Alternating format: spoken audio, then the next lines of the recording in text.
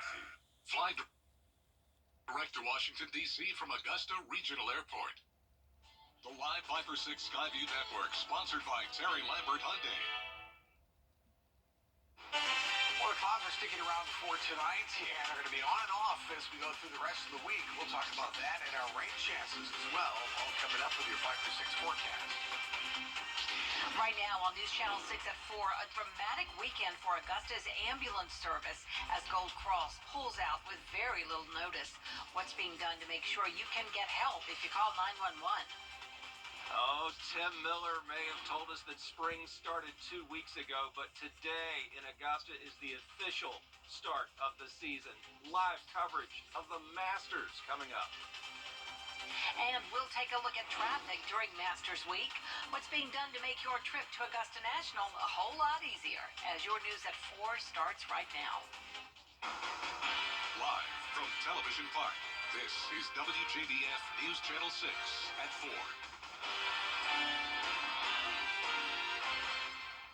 Good afternoon, everyone, and a special welcome to our Masters visitors. Thank you for joining us. I'm Jenny Montgomery. Coverage you can count on does begin, of course, at Augusta National Golf Club. Today, marking the first day of Masters Week 2023 and the 87th Masters Tournament. News Channel 6's Brad Means is at Augusta National. And Brad, the patrons are happy to be back this year. Boy, Jenny, so many happy people here inside the gates of Augusta National Golf Club. They know how fortunate they are to have what many refer to as the toughest ticket in sports, and they were making the most of it today for sure. We saw lots of Masters first-timers. We saw veterans here certainly making their way around the course, just trying to soak it all in. First stop, typically the gift shop, then onto the concession area to get something to eat, and finally, of course, onto the golf course itself. All of them just joyful to be here. It was my first drive down Magnolia Lane, which was phenomenal. I'm excited to have guests here throughout the week. It gives me a great opportunity to showcase our city. Yeah, Mayor Johnson just 4 months into his brand new term and already serving as an ambassador for this city. He says he loves that role and has had a great Masters Week so far for sure.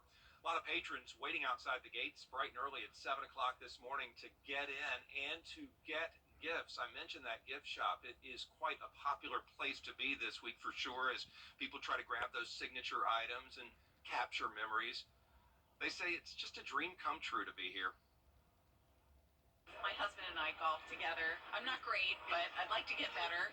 And you know what? My husband has been talking about the Masters since the day we were married or even before, that he's always wanted to come here. So he's sitting now over by the driving range and saving seats for us. But I am so excited. We love to play golf together. A lot of people say they have waited decades and decades just for the chance to be here. So congratulations to them for finally making it. How about a longtime Masters tradition? It's the one where when a past champion walks up to a tee box or onto a green, the patrons acknowledge them. A round of applause, right? Well, what about this year? Will that tradition continue for the 6 former Masters champions who defected to the rival Live Golf Tour? How will they be received when they step up to hit their tee shots or try to make a putt? Well, most of the patrons we talked to agreed that those past champions should be honored for their accomplishments. 100%. 100%. They won this tournament. This tournament has nothing to do with Live or the PGA Tour. And if you won this tournament, you deserve the respect of the patrons here. Yeah, we'll find out for sure when competition commences on Thursday. Despite these overcast conditions, though, out here at Augusta National, and despite a couple of raindrops throughout the day, patrons still showing up strong in the late afternoon. The practice range is right over my shoulder here, and it's packed with people right now, so the weather's not impacting anybody's desire to stay. Jenny? All right, yeah. They can put up with some raindrops, can't they, for sure, with a chance to be there. Brad, thank you so much. News Channel 6 is getting you ready for all things Masters Week here in Augusta. Our special report, Tea Time Augusta, airs tonight at 7:30 right here on WJBF. John Hart will have a look at what makes Augusta unique. Please join us for this special tonight at 7:30. And now to the second thing on everyone's mind. In full detail, all coming up in just a few minutes. Jenny? All right, Tim, thanks so much. One of the things that comes with Masters Week in Augusta is traffic. You'll want to know about a couple of changes this year. If you're heading toward downtown Augusta on Riverwatch Parkway, you'll see a new entrance on the right that will take you to a parking lot on Eisenhower Drive. Throughout the day, Berkman's Road will turn to one-way traffic. The Washington Road exit, that's exit 199 off I-20, will be closed part of the morning and afternoon. Instead, patrons can take Riverwatch Parkway to get to the course. If you're here for the tournament, the thing I like to emphasize the most is that turn off your GPS, follow what the officers in the street or what the message boards are telling you to do, because oftentimes the GPS will try to route you the most direct way. You can also sign up to get traffic updates by email or text, and you can find that link on our website, Wjbf.com. One of the places where traffic is usually the worst is around the National Hills area. Curbs in the neighborhood have been painted yellow to deter people from parking on them. Additional parking at Electrolux and behind Hooters is open this year to help alleviate the parking issue inside National Hills. Neighbors hope these changes will make a difference. Parking, it always gets really bad this time of year. Everything just fills up, especially living around here. You can't go anywhere. I mean, people try to go anywhere that they can find out here. So opening up those big parking lots is definitely a help with the traffic. Neighbors say they hope things continue to run smoothly the rest of the week. A shakeup in ambulance service in Augusta over the weekend. Gold Cross announced at the last minute it would leave Augusta effective Sunday morning. That's 3 weeks earlier than expected. Bria Smith shows us what's being done. Saturday evening, the city of Augusta got a call that Gold Cross, come Sunday morning at 8 a.m., would no longer serve the area. And quickly, Mayor Garnett Johnson and his staff had to pivot. I was just on the stage for the mayor's master's reception. I never thought it would be joy to my ears to hear ambulances.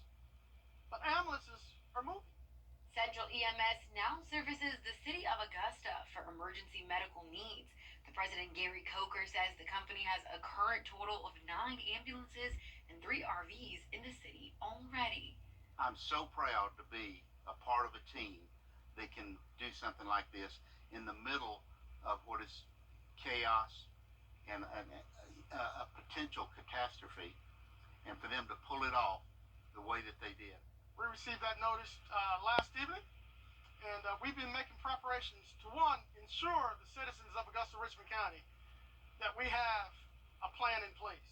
Many people's concern is what now? We are dispatching calls from our 911 emergency response center, and we're using handheld radios to make sure that we dispatch the ambulances from Central EMS. And I can tell you, I think it's working. I'm certain it's working. Within the last hour, I've seen 4 ambulances moving. In the meantime, Central EMS will be stationed and housed at a local Richmond County Fire Department. Burden had set up a plan for where he wanted the ambulances placed in his fire stations. He made availability, he made the rooms ready, bunk rooms ready, and got everything ready to where he could make it happen, and he did. So we've strategically placed the ambulances out across the city in the locations that he thought was most important. Mayor Johnson tells me this will be a new beginning for Central EMS in the Augusta area and is confident in the work they will do. I've been told on Tuesday, next Tuesday, after Masters Week, we should be presented with a contract to where, as a body, we can start delving into the conversation about how we can finalize this process. Mayor Garnett assured that ambulances for the Masters will still be available to patrons. We're fortunate that the leadership at the Masters tournament, they have adequate ambulance service, they have a contractor provider. So Changes could be coming to South Carolina's charter schools. Coming up next on News Channel 6 at 4, we'll break down a new bill that's moving through the State House. Stay with us.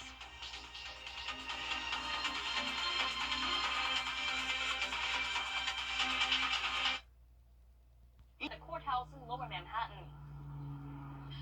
The family of one of the 4 students killed in an off-campus house in Idaho last November is speaking for the first time. Nearly 5 months ago, Ethan Chapin was murdered along with his girlfriend and her 2 roommates.